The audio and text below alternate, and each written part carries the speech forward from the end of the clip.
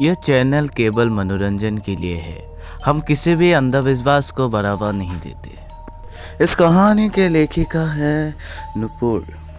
मैं एक ऐसी लड़की हूँ, ना तो कोई मेरा दर्द समझता है। यहाँ पर लोग सब मुझे ताना मारते हैं। मेरी जो परिवार है वो सब मुझे पसंद नहीं करते, लेकिन मेरे भैया मुझ पर अपना जान छिड़कता है।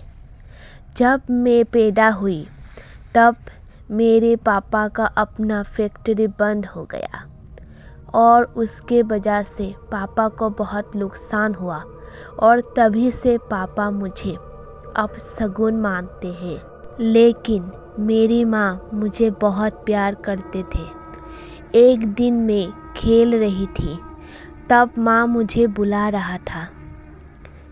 खेलते खेलते मैं कब सड़क पर पहुंच गई मुझे पता ही नहीं चला, और तब माँ मुझे ढूंढते ढूंढते सड़क पर आ पहुंची और माँ ने देखा कि एक गाड़ी मेरी तरफ आ रही है। तभी माँ मुझे बचाते बचाते खुद गाड़ी के नीचे आ गई और हमेशा के लिए मुझे छोड़कर चली गई। और उसी दौरान मैंने अपना पैर हमेशा के लिए खो दिया और मेरा उम्र था सिर्फ 10 साल। और तभी से मैं परिवार के लिए एक बोझ बन गई। मेरे भैया मुझे खुश देखने के लिए हर दिन कुछ न कुछ तोहफा दिया करते थे, लेकिन पापा को ये सब पसंद नहीं था। एक दिन अचानक पापा ने एक लड़की को शादी कर घर ले आया। तब मुझे बहुत दुख हुआ। माँ को गुजरे हुए सिर्फ 8 साल ही हुआ था और पापा ने मेरी एक सौतेली माँ ले आया। आप लोगों को तो पता है ना सौतेली माँ कैसे होते हैं। हाँ, मुझे पता है कि हर सौतेली माँ बुरा नहीं होता, लेकिन मेरी सौतेली माँ मुझे बिल्कुल पसंद नहीं करते थे।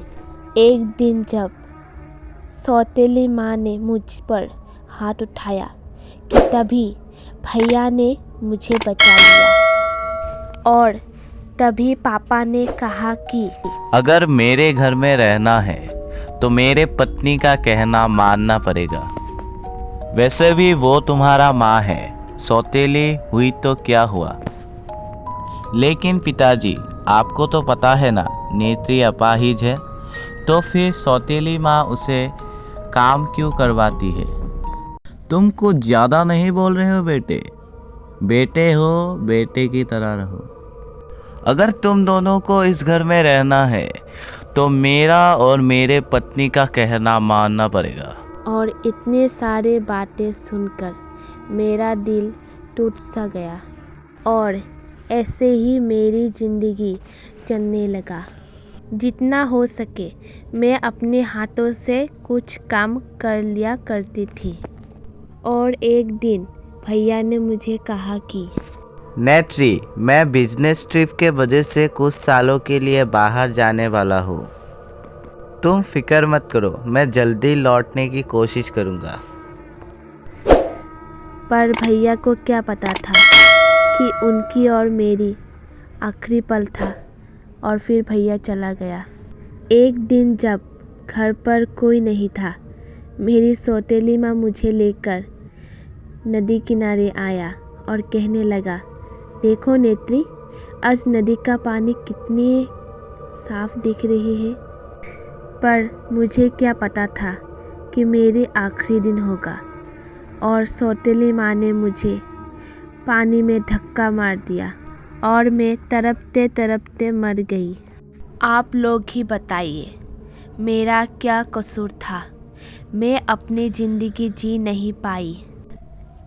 जिस तरह मैं तड़पते तड़पते मरी, ठीक उसी तरह उन दोनों को भी मैं तड़पते तड़पते मारूंगा। तभी उन लोगों को पता चलेगा कि मौत किसे कहते हैं। और एक दिन जब पापा और मेरी सौतेली माँ सो रहे थे, तब मैं उन लोगों को हमेशा के लिए सुला दिया ताकि कोई अपाहिज लड़की को मारने से पहले 100 बार सोचेगा। ये थी मेरी दुख भरी कहानी। Horror story.